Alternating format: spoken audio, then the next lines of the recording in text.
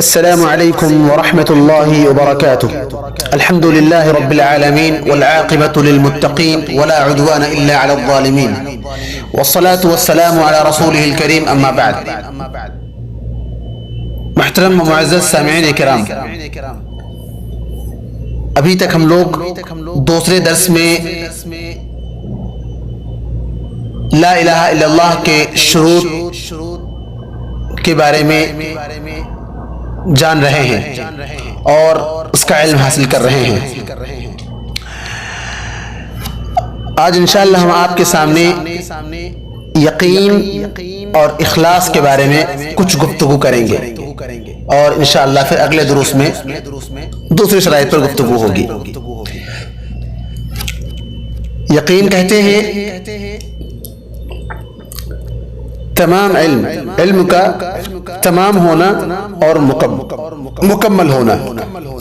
اللہ سبحانہ وتعالی کا ارشاد ہے انما المؤمنون الذين آمنوا بالله ورسوله ثم لم يرتابوا وجاهدوا باموالهم وانفسهم في سبيل الله. بے شک اہل ایمان وہ ہیں جو اللہ تعالی پر، اس کے رسول پر ایمان رکھتے ہیں اور اس میں کسی بھی قسم کا شک نہیں کرتے اور اللہ کے راہ میں جہاد کرتے ہیں اپنے مال کے ذریعے اور اپنی جان کے ذریعے. یعنی انہوں نے یقین کیا اور اس میں شک نہیں کیا. اس لیے ایمان اور توحید کے لیے ضروری ہے کہ انسان کو یقین ہونا چاہیے. عقیدہ صحیحہ، عقیدہ صادقہ پر. یقین کا تعلق دل سے ہے، لہذا اگر کوئی شخص زبان سے کوئی بات کہتا ہے اور دل سے اس پر متردد ہے تو اس عمل کا کوئی میزان نہیں ہے، اسے کوئی حیثیت حاصل نہیں ہوگی، اس عمل کو غیر مقبول قرار دے دیا جائے گا. صحیح مسلم میں حضرت ابو ہریرہ رضی اللہ تعالی عنہ سے مروی ہے، وہ فرماتے ہیں کہ رسول اکرم صلی اللہ علیہ وسلم نے ارشاد فرمایا اشہد ان لا الہ الا اللہ وانی رسول اللہ لا یلقی اللہ بہما عبد غیر شاک فیہما الا دخل الجنہ. میں اس بات کی گواہی دیتا ہوں کہ اللہ تعالی کے علاوہ کوئی معبود نہیں اور بے شک میں اللہ کا رسول ہوں. جو شخص یہ بات کا اقرار کرتا ہے اور اس حال میں وہ اللہ تعالیٰ سے ملتا ہے اور اپنی بات میں، اپنی اس بات میں وہ کسی بھی قسم کا شک و شبہ نہیں کرتا تو وہ جنت میں داخل ہو جائے گا. اسی لیے لا الہ الا اللہ کی شروط میں سے ہے کہ وہ یقین کرے اور شک نہ کرے. دوسری حدیث کے اندر ہے پیارے رسول صلی اللہ علیہ وسلم فرماتے ہیں من لقیت من وراء هذا الحائط يشهد ان لا اله الا الله مستيقنا به قلبه فبشره بالجنہ.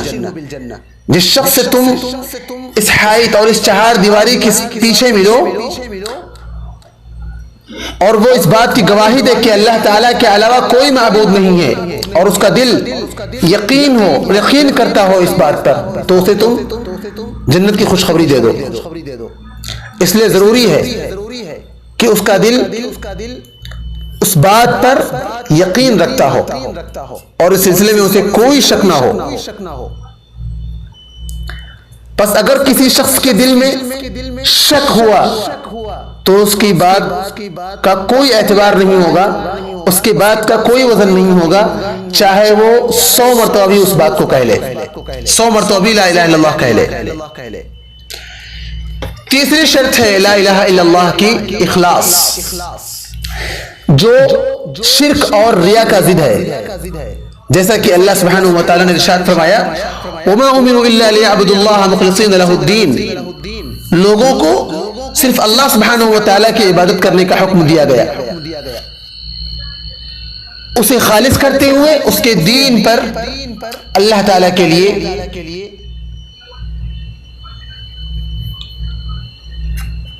دین پر وہ قائم ہو اور اس تمام دین کو وہ اللہ تعالیٰ کے لیے خالص کرے. اور دوسرے مقام پر ارشاد ہے الا للہ الدین الخالص، کہ دین صرف اور صرف اللہ سبحانہ و تعالیٰ کے لیے خاص ہے، خالص اللہ تعالیٰ کے لیے ہے. اور صحیح حدیث کے اندر ہے پیارے رسول صلی اللہ علیہ وسلم فرماتے ہیں اسعد الناس بشفاعتی یوم القیامہ، لوگوں میں میری شفاعت کے ذریعے سب سے زیادہ خوش نصیب شخص وہ ہے قیامت کے دن جو لا الہ الا اللہ کہے اور اس کا دل مخلص ہو اپنے کلمے میں لا الہ الا اللہ کے بارے میں کہ وہ اللہ تعالیٰ کے لیے کہہ رہا ہے. اس لیے نبی صلی اللہ علیہ وسلم نے اخلاص کو شرط قرار دیا ہے تاکہ اس کا دل اللہ تعالیٰ کے لیے خالص ہو، اور جو بھی اعمال کرے، جو بھی عبادت کرے دین کے تمام امور میں، وہ اخلاص کو اپنا نصب العین بنا لے، شک نہ کرے. اور خالص کہتے ہیں کوئی بھی کام صاف ہو، نقی ہو، جس میں کسی بھی قسم کا کوئی شک و شبہ نہ ہو، کسی اور کے لیے نہ ہو وہ کام. اور اگر کسی شخص کو سمجھنا ہے کہ خالص کسے کہتے ہیں تو اسے چاہیے کہ وہ اللہ تعالیٰ کی آیت وَإِنَّ لَكُمْ فِي الْأَنْعَامِ لَعِبْرَةً نُسْقِيكُم مِّمَّا فِي بُطُونِهِ مِن بَيْنِ فَرْثٍ وَدَمٍ لَبَنًا خَالِصًا صَائِغًا لِلشَّارِبِينَ پر تدبر کرے. اس کے معنی ہوتا ہے خالص، صافی، بغیر کسی قسم کی ملاوٹ کے. اس لیے عبادت اللہ سبحانہ و تعالیٰ کے لیے خالص ہونا چاہیے، اس میں کسی بھی قسم کی ملاوٹ نہیں ہونی چاہیے، اور وہ عبادت کسی اور کے لیے نہیں ہونا چاہیے. بس اگر کسی شخص نے بھی اللہ تعالیٰ کی عبادت میں کسی اور کو خوش کیا، کسی اور کے لیے کیا، تو یہ شرک ہے. اور اللہ کے رسول صلی اللہ علیہ وسلم ارشاد فرماتے ہیں، حدیث قدسی ہے، اللہ تعالیٰ فرماتے ہیں انا اغنی الشرکاء یعنی شرک، میں لوگوں میں سب سے زیادہ شرک سے بے نیاز ہوں. بس جو شخص کوئی عمل کرتا ہے اور اس میں میرے ساتھ ساتھ کسی اور کو شریک کرتا ہے تو میں اسے بھی چھوڑ دیتا ہوں اور اس کے شرک کو بھی چھوڑ دیتا ہوں. اور اخلاص کا محل اور اخلاص کی جگہ دل ہے. اسی لیے پیارے رسول صلی اللہ علیہ وسلم نے فرمایا خالصا من قلبہ، کہ وہ لا الہ الا اللہ کو دل کے خلوص کے ساتھ کہے. اللہ تعالیٰ سے دعا کرتے ہیں کہ اللہ تعالیٰ ہم تمام مسلمانوں کو دین کا صحیح فہم اور دین کی صحیح سمجھ عطا فرمائے. آمین. وآخر دعوانا ان الحمد للہ رب العالمین، والسلام علیکم ورحمۃ اللہ وبرکاتہ.